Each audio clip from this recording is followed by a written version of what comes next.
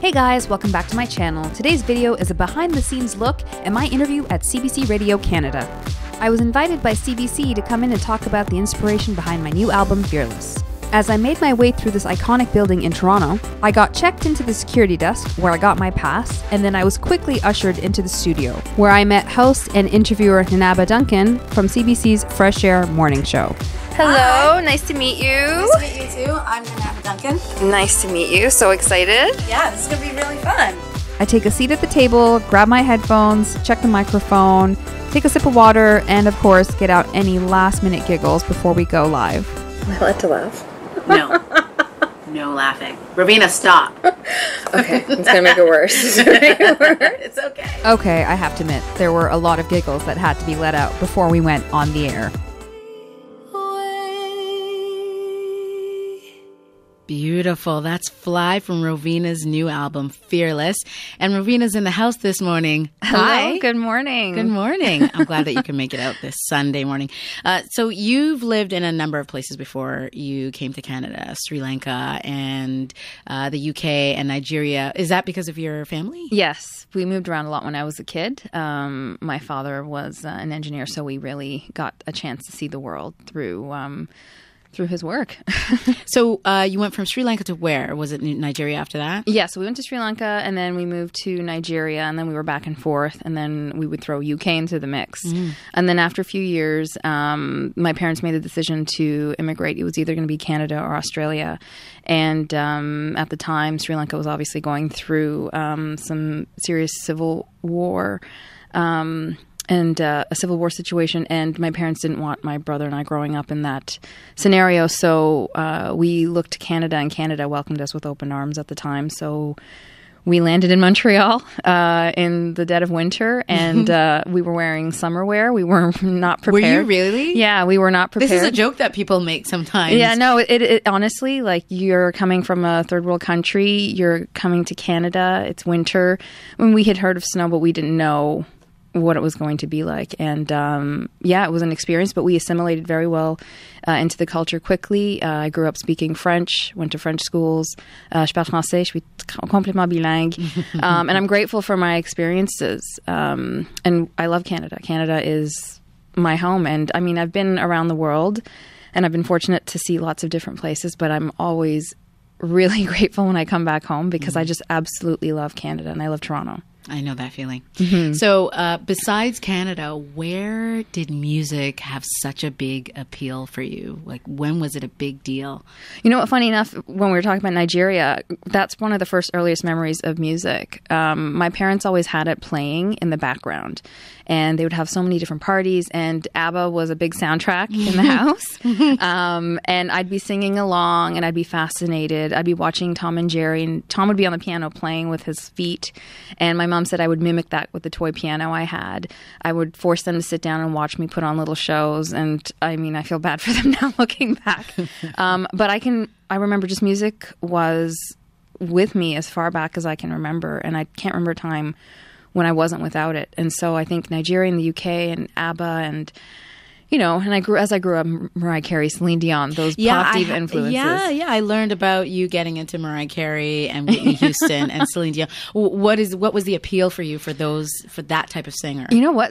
The vocal range and the way they sang and emoted through their voice was just so freeing. And I have a powerful voice, but it was a different way to try and control it and to really emote. It's not about just singing the high notes and hitting them. It's about really taking the sentiment of the song and emoting it to the listener. So when I would hear them sing, I would just be in awe, because it was just so freeing. And then I'm like, I could do that. I can definitely sing like that. And I mean, I listen to all types of music. I mean, when I was a teenager, I was listening to Phil Collins while my friends were listening to Oasis or Some 41, I think. But, you know, I'd listen to Phil Collins and Yanni, and I just had a very eclectic taste as far back as I can remember. So you have this background of loving music and wanting to be in it, but you didn't choose that as a career. No. I think a lot of folks do this. I know I did it for myself, where I loved music and it was with me my whole life, but I started to follow a path that was expected of me. And I think a lot of us get lost in that shuffle. I went to school, studied. I ended up in a very lucrative and successful HR career. But I knew this one side of me was dying, and I would just I was closing the door on it. So you were just going to work, and were you unhappy? Were you actually unhappy? Initially I wasn't, because I was out of school and making money. I'm like, yes, I can buy stuff now. And I think we all get sort of lost in that, and I was excited. I'm like, great, I got a great job, and I was progressing really well in my career to a senior level in the human resources world. And I knew I was like keeping a dark secret where I was kind of closing off music. And if anybody ever asked me, like, hey, do you still sing? I would almost get anxiety or just be really sad about it. And I would just say, yeah, I'm still up to it. But, I hadn't done anything. And day by day would go on, and I would feel like I was suffocating. I would wake up almost with a bit of anxiety, like time is going on and I'm not doing anything about it. When am I going to do it? So you were waking up with anxiety, knowing where the anxiety was coming from? Yeah, and I was denying it because I didn't want to get off this path that everybody was expecting me to live, which was, get a great job, find somebody, live a happy life, eventually have children. Nobody ever follows music. It's not a normal path. Why do it? It's so rare to make it. Why even waste your time? And, I let a lot of those comments sort of affect me, and I just kept staying the path. But I think a few years ago, I had just reluctantly posted this video of me singing at the CNE. One of my friends just begged me to post it on YouTube, which, was in 2009. So YouTube was still kind of new. Mm-hmm. And I did, and didn't think anything of it. And then I got a call from the producers at City TV, and they had asked me to come in and sing it live, and I thought it was a joke. That one appearance honestly snowballed everything for me. People were calling to the station asking who I was just because they heard my voice and they loved what they heard. And you didn't have anything out or anything. This was just... I had no website. I had no social media. I had absolutely nothing. I was just Roveena, HR corporate girl on TV singing. And next thing you know, the station called and said, we have a lot of people asking how to find you. Do you have anything? So did you see this as a sign? I did. So I saw this as a sign, and I thought, okay, I have to do something about this. So I buckled down. I had 2 feet on the ground. I was in the corporate HR world, and I started to work on my first album. I was really fortunate to work with Brian Allen on my first album, Perfect World, and it did very well. And the problem was I was burning the candle at both ends, and I was pursuing both avenues at 50%. And something had to give. And again, I was back to that whole every day I'd wake up with a bit of anxiety, like, okay, well, I'm doing 2 things. How long can I do this for? I was still progressing in my career, and music was building. My social media started growing. People were listening. Fans were engaged. And I thought, okay, I need to do something, and something's got to give. And did something actually give? Yeah, I decided to make a life decision and just walk away from the corporate career. I didn't want to be 60 and sitting there thinking, what if? What if I had just walked away? What would have happened? I know that if I'd walked away and it didn't work out, at least I tried. But I didn't want to be in a position where I didn't try. So I made the big life decision to just, change everything. Sold the house, sold belongings, right-sized my life. Why did you have to sell your house? Because mortgages are expensive. No.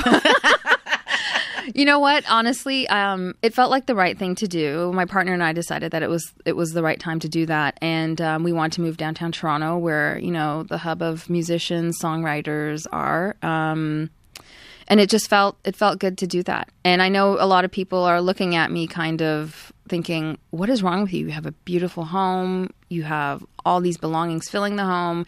You're getting rid of everything for a dream. Like, what is wrong with you? And I said, you know what? I'm going to do this. And then so we did. And then I just started to write the new album, Fearless. Well, I believe that was a fearless move to make. So why don't we hear this title track right now? Sounds good. This is Fearless.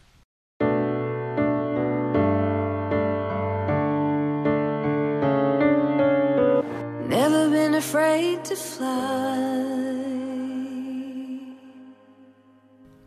After hearing her talk about making the big move from the corporate world to going right into music, it's like you were singing that song for yourself, Roveena. It's called Fearless. That is the title track from your new album. I'm Nanaba Duncan. You're listening to Fresh Air on CBC Radio 1. Roveena's here in the studio with me. I'm so excited. Thank you for having me. Of course. So when you did end up making that big move, what was the reaction from your family and friends? Were they all like, yes, finally, this is what you should be doing? I think initially there was a bit of shock. But, you know, Fearless was the first track that came out of me. I wrote the album with James Bryan, whom you may know from the Philosopher Kings, Prozac. And we sat down, and Fearless was the first song that came out. So I knew I was on the right path. So for my family and friends, I think a lot of them were very supportive. I think some were probably scratching their heads thinking, what? What is happening? Why?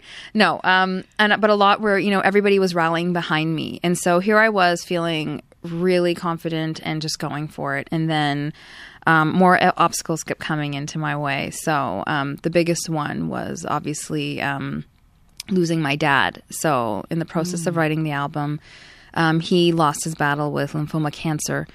And you know, it was quite devastating for us because my dad and I, if my fans, a lot of my fans know that my dad helped me learn how to sing. He spent countless weekends listening to Celine Dion and Mariah Carey with me, pausing the tape deck, pausing the CD player, and me mimicking some of those vocal runs.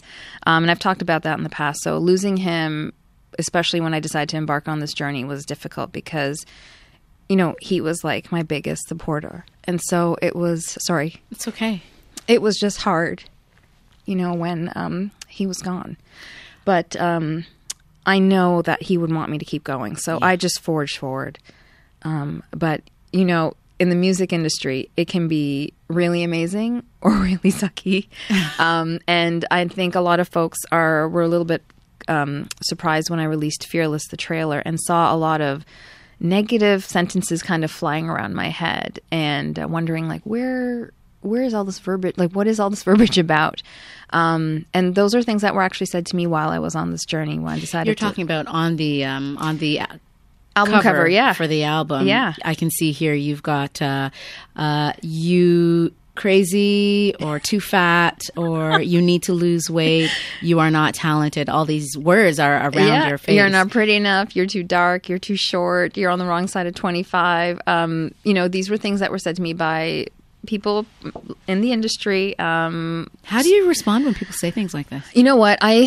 Initially I made the mistake of letting that get to me. And here I was, completely shifted my entire life, and now I was letting this negative speak paralyze me into inaction. I didn't know what to do. I was almost frozen. I was working on the album, and I was at a loss. You know, I lost my dad, and now I'm getting these negative comments, and it's enough to really paralyze you into inaction and not to do anything because you're thinking, did I make the biggest mistake of my life?